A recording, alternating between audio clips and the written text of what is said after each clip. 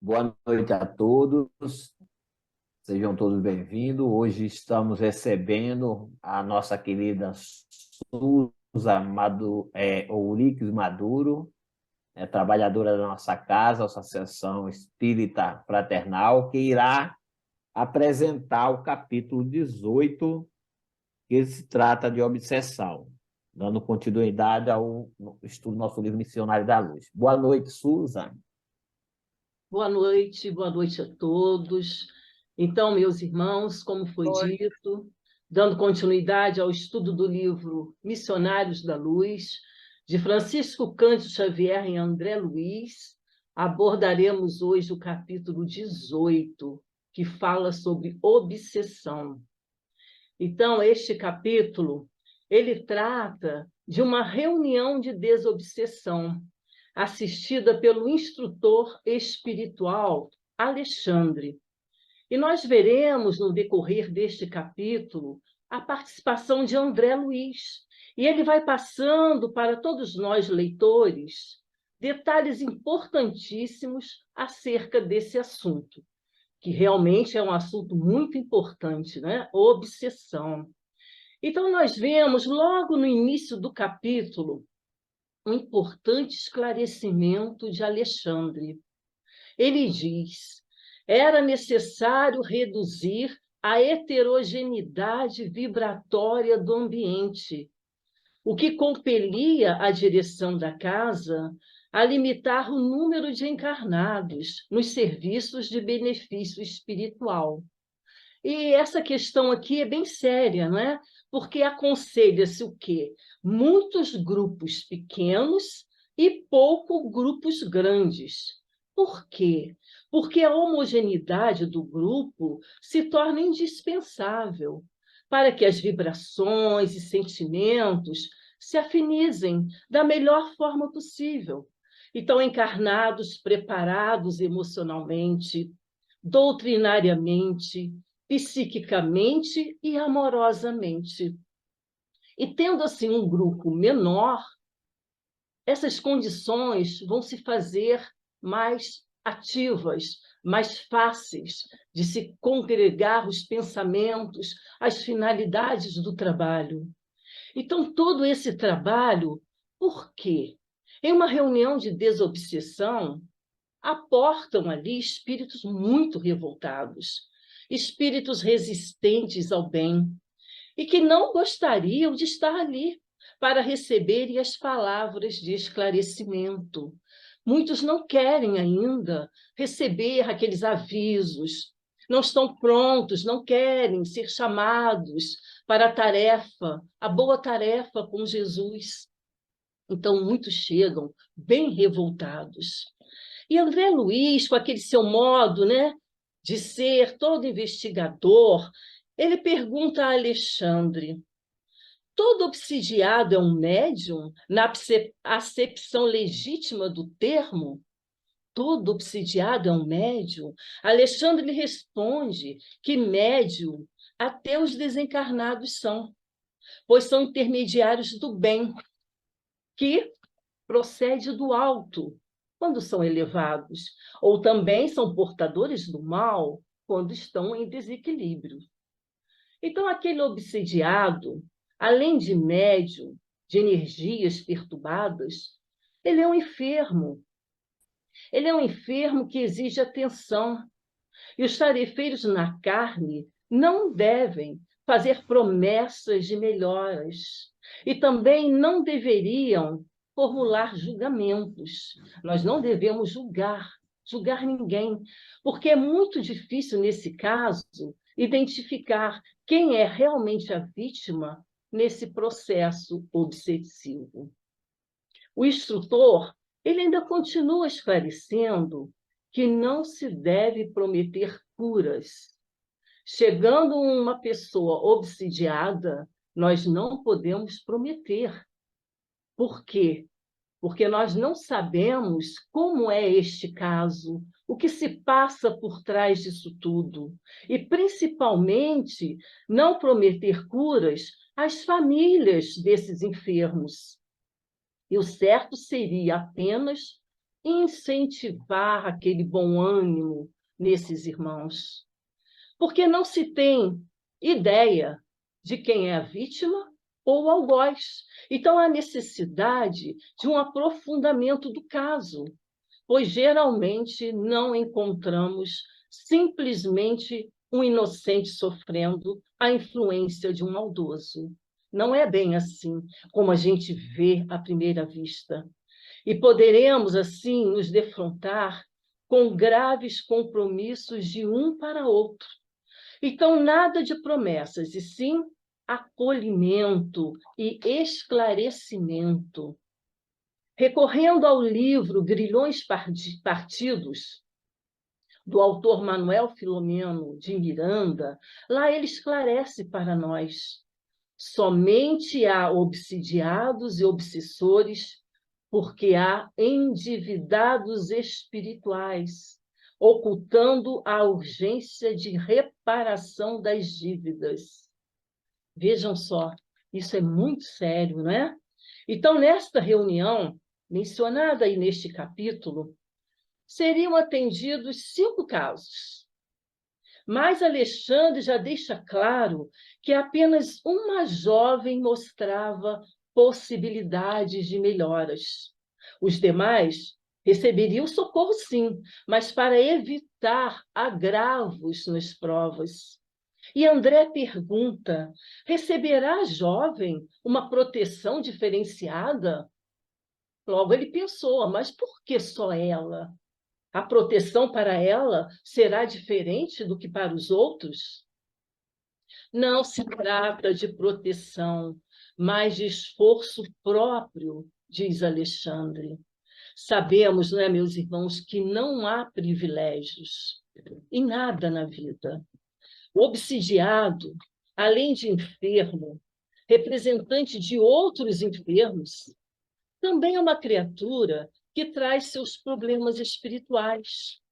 Se lhe falta vontade para a autoeducação e para a disciplina, prolongará a sua condição, às vezes até para além da morte física. Então, há necessidade para o despertamento e para a realidade da situação, valendo-se também do auxílio que recebe. Então, não é só receber o auxílio.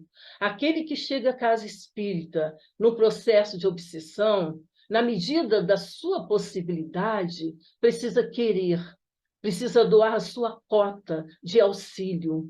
Então, há necessidade, sim, de adesão dos interessados diretos na cura. Caso contrário, nada podemos fazer além de semear colheita futura, não é? A cura, o trabalho será mais prolongado. A jovem será beneficiada, aliando o auxílio exterior, que vem da espiritualidade amiga, mais o seu próprio esforço no querer a mudança necessária. Mas como? Através da prece, do autodomínio, na medida do possível, na meditação. Ela não está esperando o milagre da cura. Desse modo, ela mantém contato com a corrente auxiliadora do plano espiritual. Quer dizer, ela tentando se ajudar, alia esta vontade com a ajuda do plano espiritual. Às vezes, meus irmãos, a pessoa necessitada, ela vai ao centro espírita, ela passa pelo atendimento fraterno, recebe passes, vai lá, ouve uma palestra, usa água fluidificada.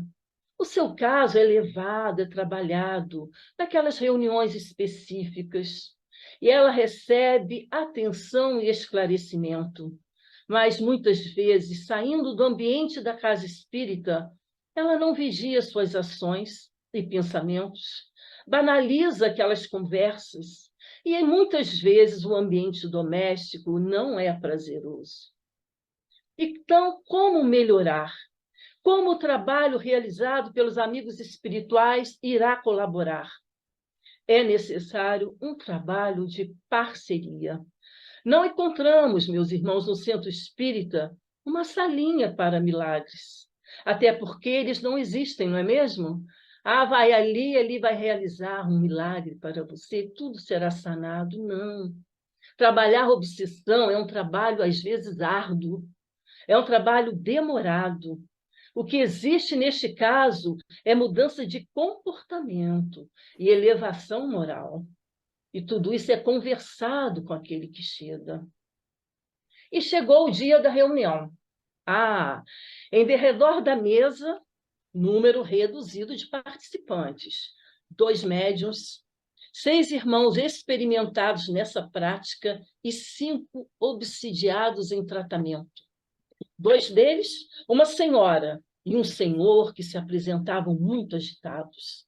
Mais 2 que eram irmãos, moços, com aparências imbecilizadas. E essa jovem já citada que procurava se controlar ali com esforço. Então, ela se esforçava, né?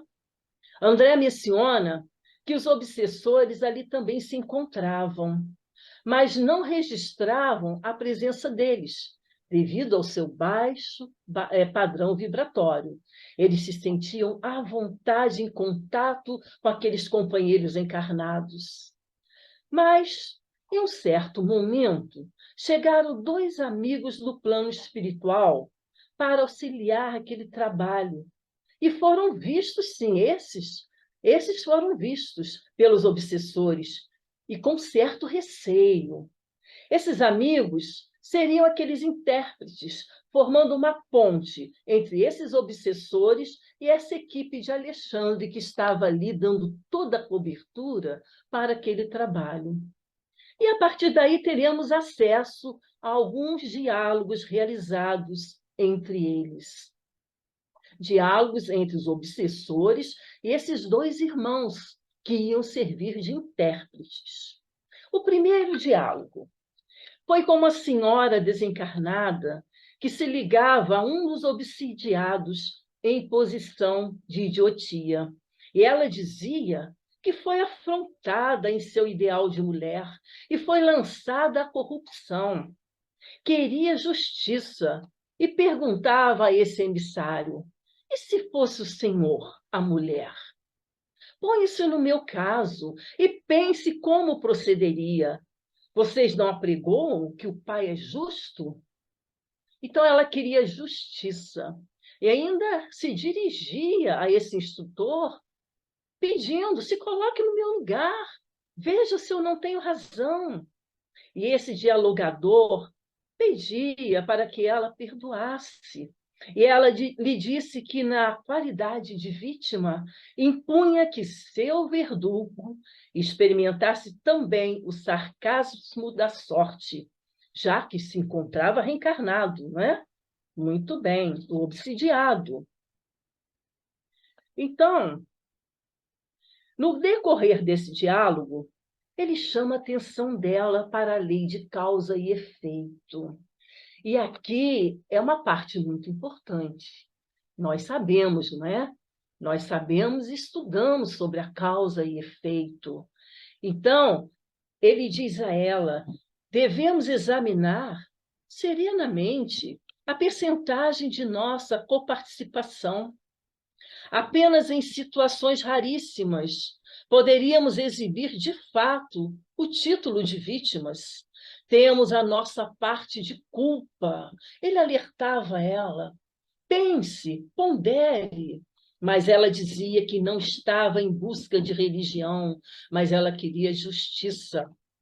Refere-se a irmã ao Divino Mestre, diz ele, o intermediário. Que espécie de justiça reclamou o Senhor para ele quando vergava sobre a cruz?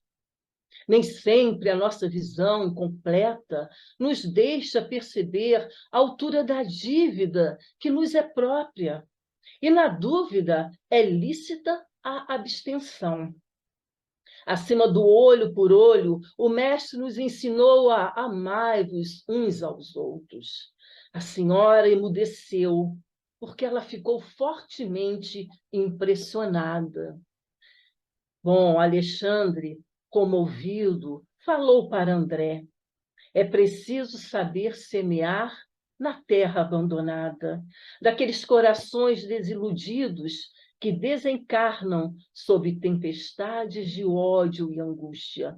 Não podemos criar sem amor. Achei muito lindo isso, semear na terra abandonada, levar amor, levar conforto a esses corações que chegam. Agora nós vamos para o segundo diálogo, também um diálogo muito forte.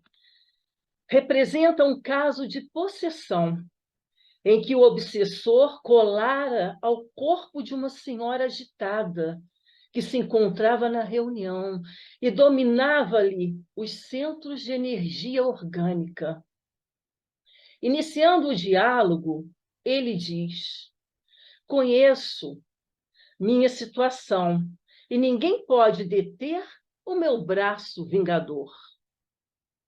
O instrutor desencarnado, com serenidade, lhe diz que ninguém o molesta, senão a própria consciência. Muito bem. E que as algemas que o inquietam foram fabricadas por suas próprias mãos. Então, nós somos os artífices de todo o mal que nos acontece. É a consciência. Era isso que o instrutor queria chamar a atenção para ele. O Senhor justifica a escravidão de homens livres? Acredita no direito de construir senzalas para humilhar os filhos do mesmo Deus? Além de mim, vibram de ódio outros corações. Ela vendeu minha esposa e meus filhos. Será crível que Jesus aplaudisse o cativeiro? O instrutor diz amorosamente: o mestre não aprovaria a escravidão. Contudo, recomendou-nos o perdão recíproco. Qual de nós, antigos hóspedes da carne, conseguirá exibir um passado sem crimes? Como julgar e executar alguém se ainda não pode avaliar a extensão de seus próprios débitos? O obsessor calou-se. Vemos aqui que o intérprete foca também naquela questão de causa e efeito. E pergunta a Alexandre se seria conveniente fazê-lo recordar o passado, a regressão de memória. Então, esse instrutor recorre a essa equipe que está ajudando. Pergunta a Alexandre, nesse caso, um irmão tão revoltado, que perdeu a sua família, não é? Contou esses casos de escravidão. Seria bom neste caso fazê-lo recordar do passado?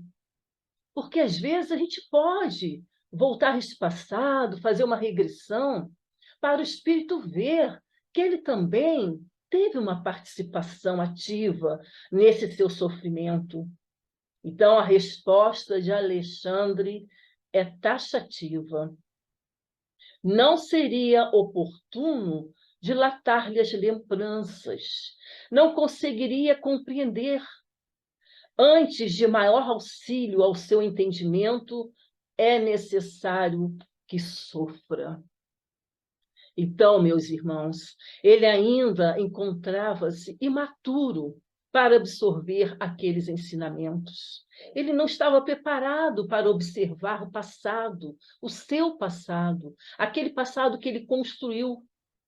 Com o tempo, a dor amoleceria o seu íntimo, só mesmo com a dor, com o sofrimento. É como a terra, meus irmãos, endurecida, onde a água não consegue penetrar com facilidade.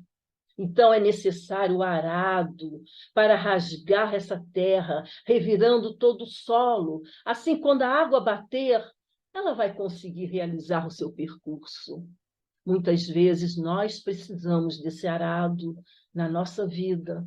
Reclamamos das nossas dores, das nossas dificuldades, mas aí está o grande ensinamento para nós. Aproveitando uma pausa, André observou essa obsidiada. Viu que o obsessor ocupava seu organismo desde o crânio até os pés. Ele apresentava-se com uma lucidez satânica e ela se revelava muito angustiada. Desde a infância era perseguida pelos adversários de outros tempos. Vamos recorrer agora ao Livro dos Médiuns, no capítulo 23. Lá, os espíritos amigos informam que obsessão é o domínio que alguns espíritos podem adquirir sobre certas pessoas, praticada pelos espíritos inferiores que procuram dominar, já que os bons espíritos nenhum constrangimento infligem. E vamos mais para outro conceito de obsessão, agora no livro A Gênese, no capítulo 14, item 45. A obsessão é a ação persistente que um mau espírito exerce sobre um indivíduo. Aí nós podemos questionar esse mal, né? O mau espírito exerce sobre um indivíduo que também, por sua vez, não é tão bom, não é? Podemos acrescentar isso, porque se ele fosse um indivíduo bom, maravilhoso, ele não deixaria acontecer a obsessão, ele não daria campo. Apresenta a obsessão caracteres muito diferentes, desde a simples influência moral, sem sinais exteriores visíveis, até a perturbação completa do organismo e das faculdades mentais, como nós podemos ver nesses diálogos. Então, nós temos os graus da obsessão, que são obsessão simples, depois passa-se para a fascinação, e depois para a subjugação. Então, quando se percebe algo estranho na nossa conduta, percebemos que algo não vai bem, é necessário que procuremos auxílio, porque às vezes de uma simples obsessão, se não for tratada, ela pode avançar, chegar até uma subjugação. A vítima, ela fica envolvida pelos pensamentos intrusos, através de uma sintonia vibratória, e também por uma ação fluídica que a envolve negativamente. Então, é a sintonia mental. Então, o espírito é mau, mas esse que dá abertura a esta sintonia também tem sua parcela, não é mesmo? Mas vamos ver aqui, quem é esse ser? Quem é esse obsessor? Quem é esse que consegue me influenciar, consegue agir sobre a minha pessoa, interferindo na minha vida? Como pode isso? Quem é ele? Bom, acompanhando esses diálogos com os obsessores, notamos que eles são inteligentes, não é? Nós notamos que eles são ardilosos às vezes, eles são inteligentes, eles sabem dialogar muito bem. Então, eles, o obsessor, como vimos, não é um inimigo desconhecido. Talvez um dia tenha sido um amigo nosso que privou da nossa convivência, de nossa intimidade, e até, quem sabe, hein, privou de estreitos laços afetivos conosco. Mas, pelas ocorrências resultantes de nossas escolhas, ele, o obsessor, tenha se tornado esse ser tão magoado.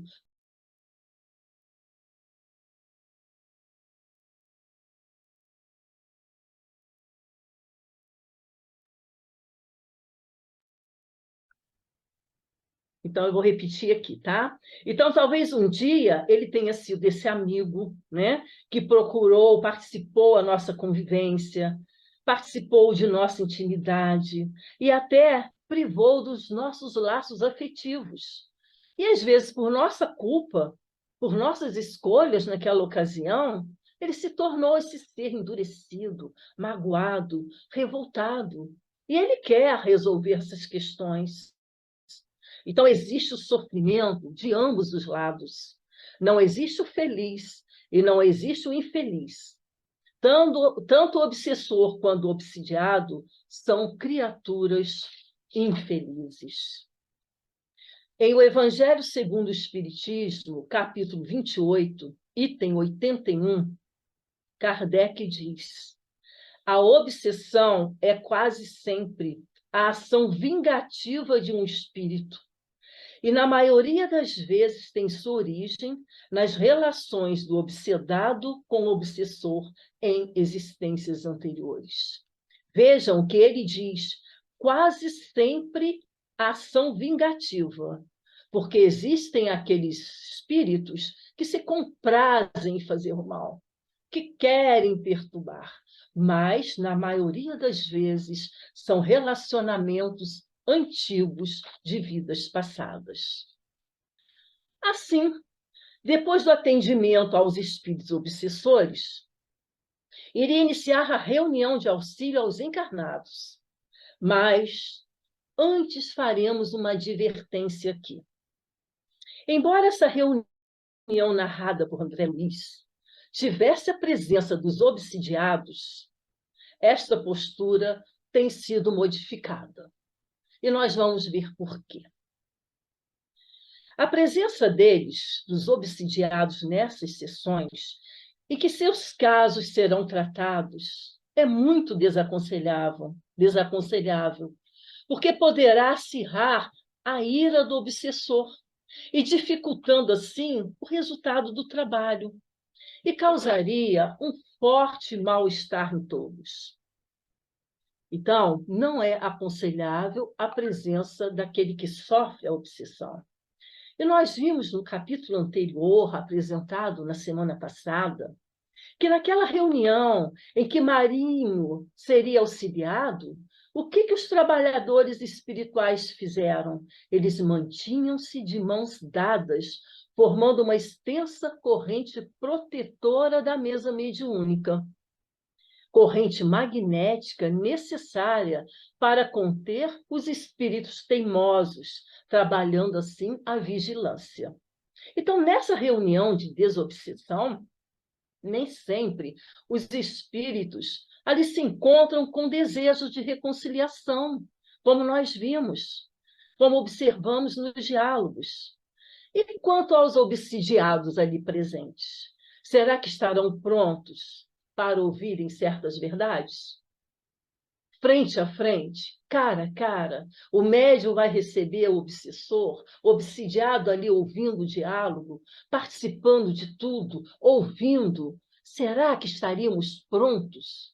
E o que dizer da questão do esquecimento do passado, tão conveniente para nós? Então, temos que estar atentos a isso, né?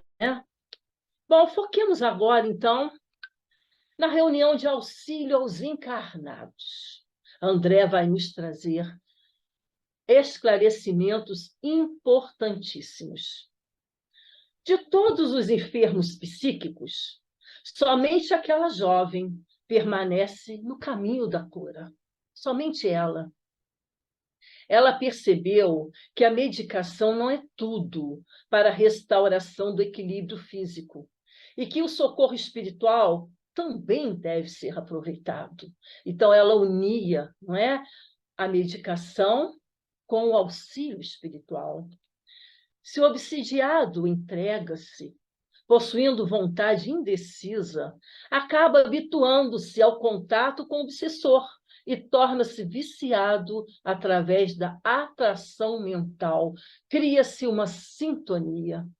Por isso, a necessidade do obsidiado reagir, e de preferência quando logo ele sente que há alguma coisa errada, para não deixar esse processo de obsessão avançar. Assim, essa jovem, ela colabora com os amigos espirituais, emitindo fluxo de energias mentais, expelindo as ideias contrárias que os obsessores haviam depositado em sua mente. Olha que parceria que ela está realizando. Isso é ótimo, isso é muito bom. E lá no Livro dos Espíritos, item 479, Os amigos espirituais, sempre prontos a nos ajudar, né?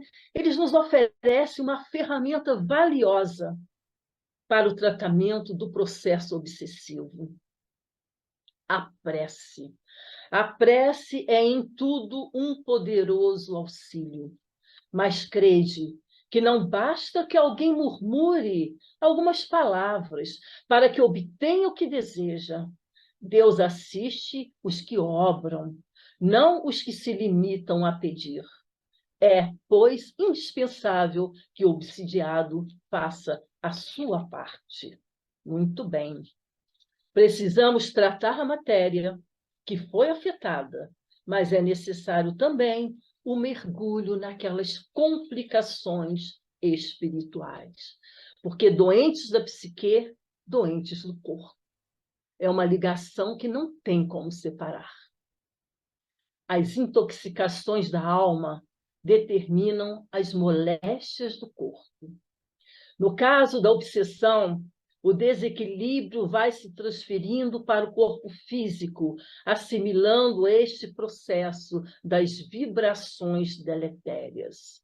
Por isso, eu vou repetir: quando a gente sentir que algo não vai bem, procuremos ajuda. Procuremos ajuda no plano físico. Muitas vezes, apenas a ida ao médico não é suficiente. Então, vamos unir, vamos à casa espírita, vamos receber um passe, vamos passar pelo atendimento fraterno, porque o nosso nome será trabalhado, para não deixarmos que esse processo avance, porque assim o trabalho, com certeza, ficará mais difícil e se prolongará muito. Apenas o doente convertido voluntariamente em médico de si mesmo atinge a cura positiva. Meus irmãos, eu penso assim: em tudo na vida, nós temos ajuda, conseguimos auxílio, seja do centro espírita, seja do médico, aquele que nós confiamos, seja dos amigos. Mas nós precisamos dar o nosso passo. Nós precisamos fazer por nós. Os outros não farão. Os outros vão auxiliar. Precisamos querer. Precisamos avançar nesse nosso processo evolutivo. Temos ajuda, mas o meu querer vai determinar toda a minha cura, em todo o meu processo de doença, seja obsessivo ou não, em tudo na minha vida. Vamos continuar? Nessa reunião, o doutrinador encarnado dialoga, inspirado pelos amigos espirituais, irradiando sentimentos amorosos que sensibilizam os necessitados. O doutrinador, aquele que conversa, aquele que vai interagir com esse espírito que chega ali revoltado, é um ser que precisa ter estudado a doutrina. Ele precisa estar a par de todo o conteúdo teórico da doutrina espírita, porque isso vai facilitar o diálogo. Mas, acima de tudo, ele necessita sentir amor, sentir empatia por aquele irmão que está ali em sofrimento. Como vimos atrás, sem nenhuma acusação, porque ali nós temos também um irmão enfermo que está em busca de justiça, porque ele sofreu em algum momento lá atrás. Então, ele precisa ser acolhido e ele precisa ser respeitado acima de tudo. Então, na reunião, com exceção daquela irmã possessa, os outros, obsidiados, ficaram libertos de seus obsessores. Olha que beleza! Tão fácil, ficaram libertos. Mas vejam só que curioso. Eles se mostravam ansiosos para se reunirem novamente a eles. É a sintonia, é a parceria, é o costume, não é? Ficaram muito insatisfeitos com a ausência dos obsessores e não se interessavam pelo remédio oferecido pela espiritualidade. Mas como que pode ser isso? Estavam ali em tratamento, recusavam o remédio? estavam viciados, porque havia afinidade, já havia uma simbiose, um querer estar juntos, como queremos estar juntos com aqueles que gostamos, né? Então, não há cura de fora para dentro, como se desejasse uma bênção do alto sem a participação individual. Eles não lutaram, eles não se tornaram fortes, não prestaram atenção no que estava acontecendo.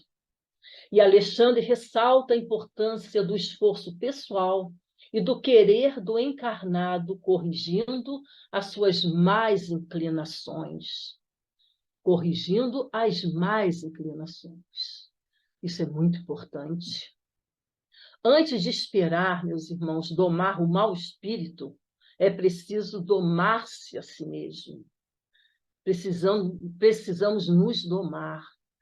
Então, é preciso, sim, pedir ajuda, mas é importante lembrarmos da máxima: ajuda-te e o céu te ajudará. E pedir, sobretudo, a força para vencermos os maus pendores, que são piores que os maus espíritos, pois são esses pendores, ou seja, as nossas tendências, que os atraem. As nossas tendências é que atraem esses irmãos, aqueles pendores que ainda não conseguimos trabalhar em nós, mas estamos caminhando. Vamos conseguir muito ainda, não é? E assim nós chegamos a um ponto que podemos avaliar a importância do autoconhecimento no trabalho da obsessão.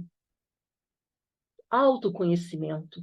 E vamos recorrer ao Livro dos Médiuns, capítulo 23, item 252. Lá eles falam, nos alertam. As imperfeições morais do obsidiado constituem frequentemente um obstáculo à sua libertação. E eles contam um caso assim, que haviam duas irmãs que se encontravam vítimas de depredações há alguns anos. As roupas espalhadas pela casa, cortadas, rasgadas, mesmo guardadas à chave.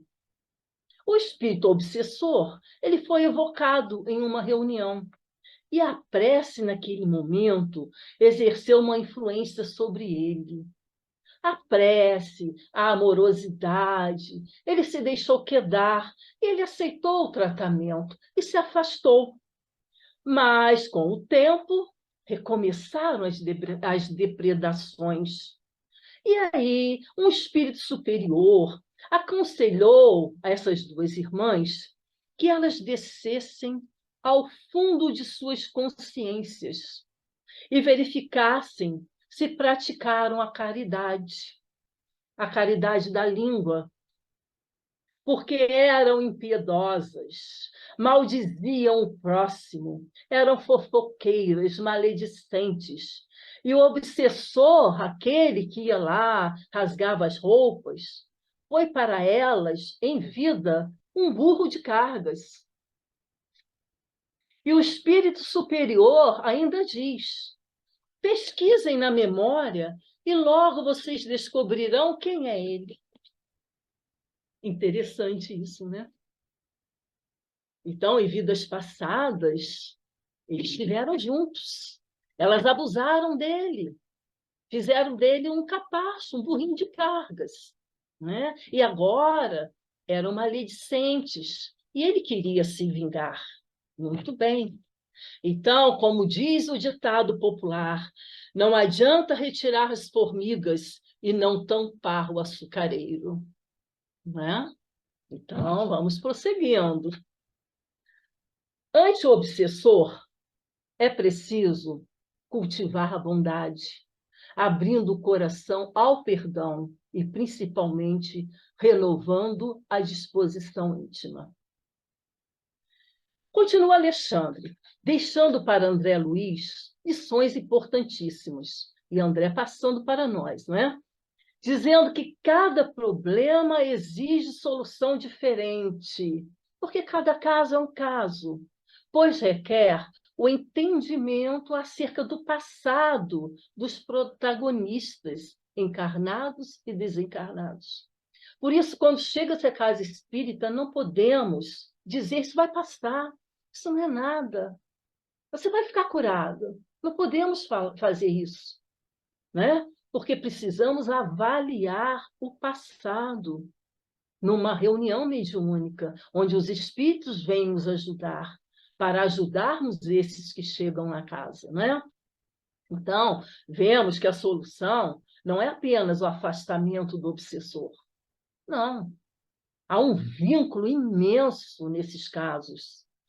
E Alexandre, ele capta certos pensamentos de André Luiz quanto a dificuldades no tratamento da obsessão. André Luiz estava pensando, depois que ele participou de tudo isso, ele viu, nossa, é muito difícil, né? Não será infrutífero o trabalho de auxílio? Então, para que ajudar? É tão difícil, né? Eles não querem, não aceitam. E vem a resposta do instrutor, que cala em nossos corações de leitores. A construção do amor é também uma obra de tempo. É necessário tempo, é necessário amor, carinho. Nenhuma palavra, nenhum gesto ou pensamento nos serviços do bem permanece perdido. Como nós sempre aprendemos que nenhuma prece fica perdida, solta no ar, se feita com amor, o auxílio também não fica perdido. São os recursos que a terra pode oferecer. Muitas vezes a casa espírita é o último estágio, é a tábua de salvação, e é mesmo. Muitas vezes a pessoa adoecida vai ao médico, muda de médico, e vai aqui, e vai lá, e toma medicamento, e procura isso, e procura aquilo, e não se sente bem. Aí pensa numa casa espírita, aí às vezes nem é espírita, não tem problema. Ou alguém próximo, né? Os amigos que vêm ajudar. Por que você não vai em tal lugar? Vai lá conversar, vai lá receber uma ajuda. Quem sabe você não vai receber algo mais? Então, a pessoa, no desespero, vai à casa espírita. É o porto seguro, é o último estágio onde ela procura recursos, implora recursos. Então, como os trabalhadores do plano espiritual e os trabalhadores do plano físico, que somos nós, podem virar as costas para a oferta divina da misericórdia.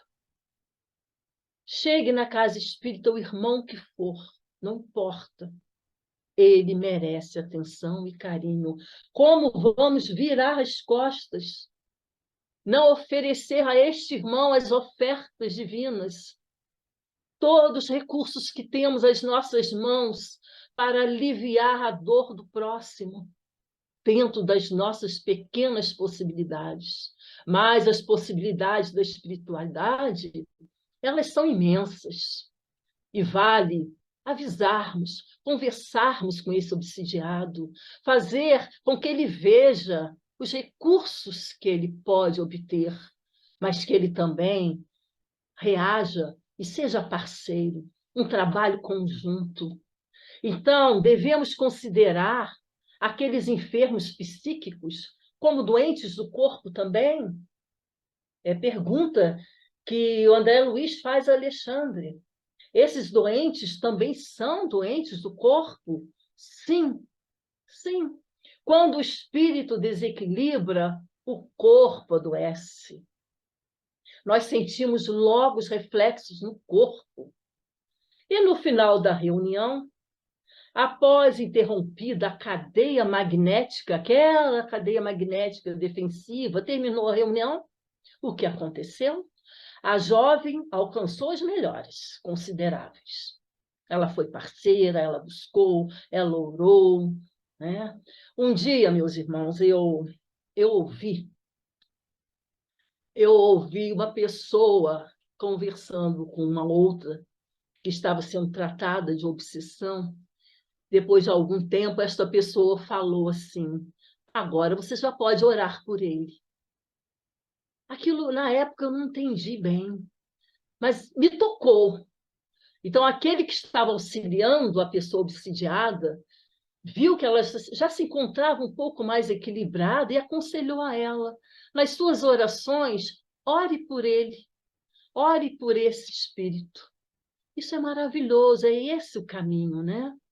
Então, foi isso que a jovem fez e alcançou as melhores. Porque quando a gente consegue orar pelo nosso obsessor, nós estamos pedindo perdão a ele. Porque nós temos a nossa cota de culpa em todo esse processo. Então, a gente pensa: eu vou orar, vou pedir ajuda para mim. Mas depois de um certo tempo, eu vou pedir ajuda para ele também. E a libertação é fantástica. É uma coisa maravilhosa. É lindo isso. E a possessa, ela vai se retirar do mesmo modo como chegou. Porque se vocês lerem o capítulo, ela espravejava, ela xingava, né? Ela não tinha um pingo de amorosidade, apesar do sofrimento. Nós precisamos saber sofrer também, sofrer com resignação. E quando vamos buscar auxílio, com resignação, né? Com paciência, com calma, com simplicidade. E os outros 3 enfermos voltaram a atrair os obsessores, porque estavam habituados àquela influenciação, que estavam fazendo falta. Então, a partir de tudo isso que foi descrito para nós, como atingir as conclusões finais no tratamento aos obsidiados? Esta pergunta Alexandre responde: em todas as atividades socorristas, há sempre proveito, mas não podemos exonerar os semelhantes das obrigações contraídas. Quanto à jovem, ela tem esclarecido seus perseguidores, levando-os à meditação e à disciplina, convertida em doutrinadora dos verdugos. Ela conversava com eles, ela orava por eles. Às vezes, os perseguidores se transformam em amigos e tentam reparar o mal. Conseguem, muitas vezes, com a ajuda dos planos superiores, a restauração orgânica dos obsedados. Aí eles querem, se arrependem: é mesmo, eu também tive participação, ela também, e eles vão pedir ajuda e vão querer auxiliar. Em certo momento do diálogo, o instrutor alerta que a religião informa quanto às necessidades do espírito. Nós temos as religiões, né? Mas as criaturas, ainda na carne, se empolgam pelos vícios, contraindo débitos e arrastando outros em suas aventuras, formando assim dramas obsessivos no futuro. Neste capítulo, chama a nossa atenção para a responsabilidade também do encarnado. Não existe obsessão sem uma mente que dê guarida. E essa guarida se relaciona com os valores morais acumulados. Esforçar-se por ser bom, por se tornar melhor, purificar-se de suas imperfeições, eis o meio de adquirir poder sobre esses espíritos. E finalizando, vamos fechar com um trecho escrito por Sueli Caldas Schubert, no livro Obsessão e Desobsessão. Ela nos fala: desde que não conseguimos a nossa liberdade, desde que ainda não temos a nossa carta de alforria para a eternidade, desde que caminhamos sob o guante de pesadas aflições que nos falam de um passado culposo e que ressumam sombras ao nosso redor, é porque, em realidade, ainda somos prisioneiros de nós mesmos, tendo como carcereiros aqueles a quem devemos. Muita paz, meus irmãos. Agora é com vocês.